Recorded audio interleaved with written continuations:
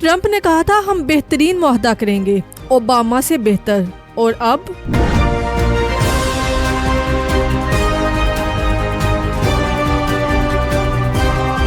ایران اور امریکہ ایک میز پر بیٹھے تو اس پر ان کے درمیان ایک تیسری طاقت بھی موجود تھی، پاکستان۔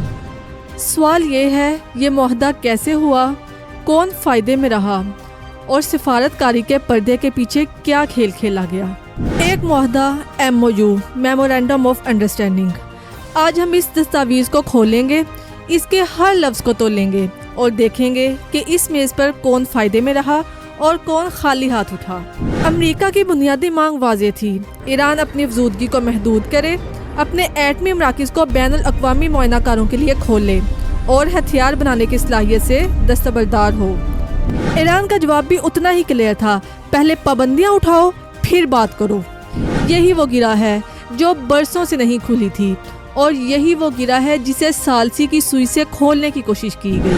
ٹرمپ نے کہا تھا ہم بہترین معاہدہ کریں گے، اوباما سے بہتر، اور اب ماہرین کا کہنا ہے کہ جوہری ہتھیار نہ بنانے کا ایران کا وعدہ امریکہ کے لیے کوئی نئی بات نہیں، کیونکہ CIA پہلے ہی یہ نتیجہ نکال چکی تھی کہ ایران جوہری ہتھیار بنانے کی سرگرم کوشش نہیں کر رہا، یعنی جو چیز حاصل کی وہ پہلے سے موجود تھی۔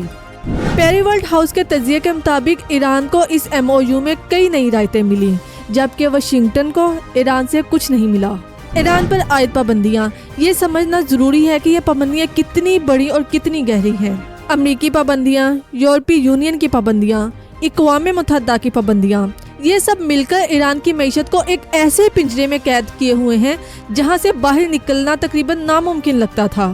یہ کسی بھی ملک کو مالیاتی طور پر اپاہج کر دینے کے مترادف ہے۔ اب ذرا سوچیں کہ اگر یہ پابندیاں اٹھ جائیں تو کیا ہو؟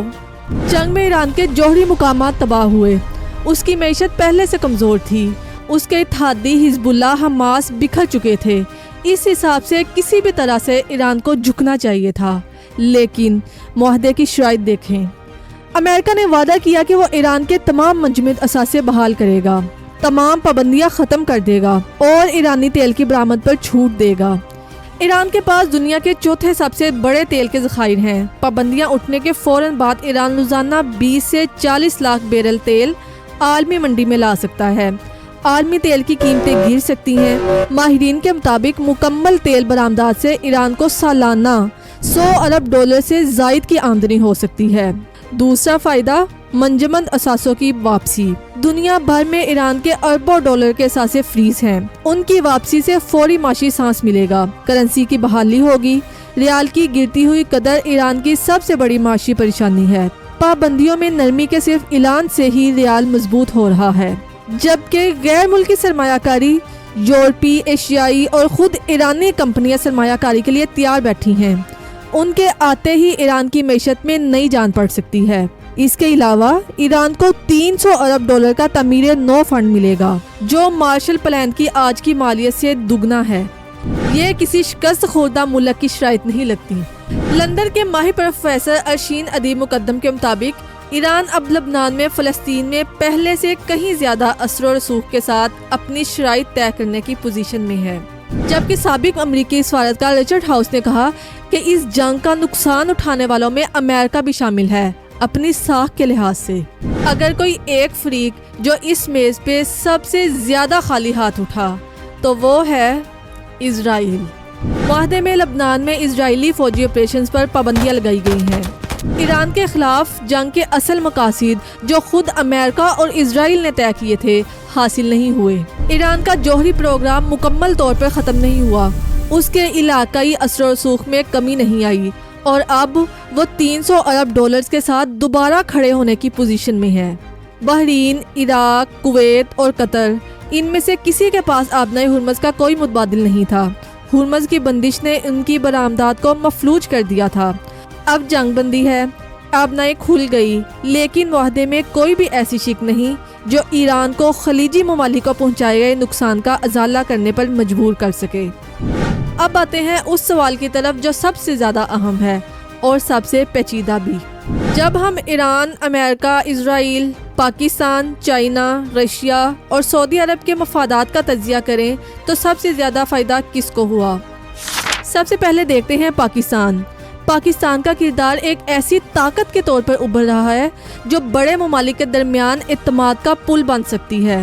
یہ پاکستان کی ڈپلومیسی کا ایک نادر لمحہ ہوگا۔ Iran Pakistan gas pipeline جو برسوں سے پینڈنگ ہے، ممکنہ طور پر آگے بڑھ سکتی ہے۔ ایران پاکستان تجارت بڑھے گی جو ابھی پابندیوں کی وجہ سے محدود ہے۔ خطے میں استحکام پاکستان کی مغربی سرحد کو بھی محفوظ بناتا ہے اور پاکستان کا ثالثی کا کردار اس کی سفارتی حیثیت کو بین الاقوامی سطح پر بلند کرتا ہے۔ چائنا کے لیے یہ ایک دوہری کہانی ہے۔ ایک طرف ایران اس کی بیلٹ اینڈ روڈ انیشیٹو کا اہم حصہ ہے۔ اگر ایران مستحکم ہو اور پابندیاں ہٹے تو چائنا کو فائدہ ہوگا، لیکن دوسری طرف چین یہ بھی نہیں چاہتا کہ امریکہ مذاکرات کے ذریعے ایران کو اپنے قریب لے آئے اور اسے بیجنگ سے دور کر دے۔ چین ایران کا سب سے بڑا تیل خریدار ہے اور اگر ایرانی تیل دنیا کے کھلے بازار میں آ گیا تو چین کو یہ خصوصی رعایت نہیں ملے گی جو وہ ابھی لے رہا ہے۔ روس کے لیے معاملہ اور بھی پیچیدہ ہے۔ ایران کا روس کے ساتھ قریبی فوجی تعاون ہے، خاص طور پر یوکرین جنگ کے تناظر میں جہاں ایران نے روس کو ڈرونز فراہم کیے۔ اگر ایران اور امریکہ قریب آئے تو روس کا یہ اتحادی ممکنہ طور پر ڈھیلا پڑ سکتا ہے، جو ماسکو کے لیے ایک نقصان دہ صورتحال ہے۔ اب آتے ہیں سعودی عرب اور خلیجی ریاستوں کی طرف۔ سعودی عرب اور ایران کئی دہائیوں سے خطے میں سنی شیعہ اور عربی فارسی اثر و رسوخ کی جنگ لڑ رہے ہیں، لیکن 2023 میں چینی ثالثی سے دونوں نے تعلقات بحال کیے۔ سعودی عرب کے لیے ایران امریکہ معاہدہ اچھا بھی ہو سکتا ہے اور برا بھی۔ اچھا اس لیے کہ خطے میں استحکام آئے گا، برا اس لیے کہ پابندیوں سے آزاد ایران ان کے لیے مزید جارحانہ انداز اپنا سکتا ہے۔ براہ راست اور فوری فائدہ ایران کو، پابندیوں میں نرمی، تیل کی برآمدات اور اقتصادی بحالی کا موقع، یہ سب ایران کے لیے فوری ترین فوائد ہیں، جبکہ فیس سیونگ اور اسٹریٹجک فائدہ امریکہ کو۔ واشنگٹن کو ایران کے جوہری پروگرام کو محدود کرنے کا موقع ملا، ساتھ ہی ساتھ وہ خطے میں چین کی یک طرفہ سفارتی پیش قدمی کو روک سکتا ہے، لیکن سب سے زیادہ برائے حجم فائدہ اگر مذاکرات کامیاب رہے تو پوری دنیا کو ہے، کیونکہ ایک مستحکم مشرق وسطیٰ، سستا تیل اور جوہری خطرے میں کمی یہ کسی ایک ملک کا فائدہ نہیں بلکہ عالمی بھلائی ہے۔ لیکن کیا یہ معاہدہ قائم رہے گا؟ تاریخ ہمیں ایک سبق دیتی ہے جس سے نظر نہیں چرائی جا سکتی۔ جب تک کوئی معاہدہ دونوں ممالک کی اندرونی سیاست میں گہری جڑیں نہ رکھتا ہو، وہ ریت پر لکھی تحریر ہوتی ہے، اگلی لہر میں مٹ جاتا ہے۔ جنگیں ہمیشہ واضح فاتح اور مغلوب کے ساتھ ختم نہیں ہوتی، کبھی کبھی وہ تضادات کے ساتھ ختم ہوتی ہیں، اور اب کا تضاد یہی ہے کہ ایک کمزور ایران جنگ بھی جیت گیا اور میز بھی، اور آنے والے وقت میں ممکن ہے زیادہ طاقتور بن کر ابھرے۔